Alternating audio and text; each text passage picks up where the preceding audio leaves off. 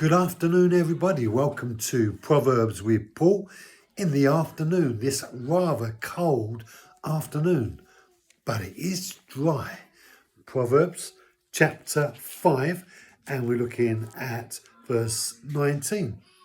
Like a loving doe and a graceful mountain goat, let her breasts satisfy you at all times.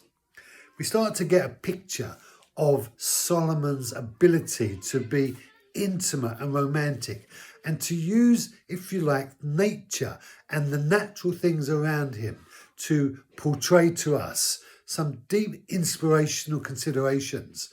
And Solomon depicts these creatures, this loving doe. And we get that sense of impression that with those big eyes and those gloomy little kind of soft faces, these does that just kind of show such innocence, and they're sort of a mountain goat, able to withstand great winds and torrents.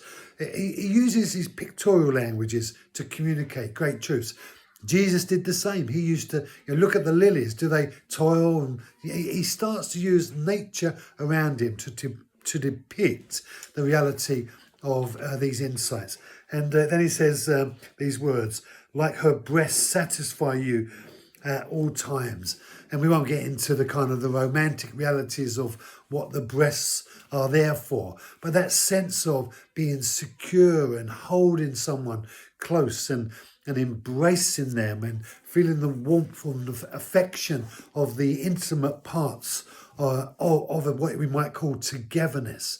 And Solomon says, let those breasts satisfy you, meaning don't get distracted by other things. Don't get caught up and lured away. May the wife of your youth be, in effect, the centre of your affection, that she might, in effect, demonstrate the reality of what it means to be secure and still and at peace.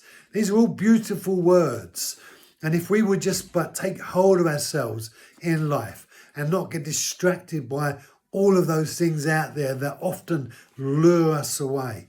When you're watching telly and something starts to appear that's inappropriate, what do you do? Or you're walking down the street and you see something and you think to yourself, oh, and it takes you somewhere. What do you do? Or when you're standing in a situation and you're looking and something inappropriate catches your gaze, what do you do? Solomon says, what you should do is take hold of the reality of the things that are precious to you, the things that bring, in effect, the most intimate affection from within you. Remember, in effect, where your source of comfort and peace and security and love come from, and where you need to direct that sense of affection, love, and security towards. These are powerful things, a bit intimate, but hey, enjoy the rest of the day. Thank you for joining me.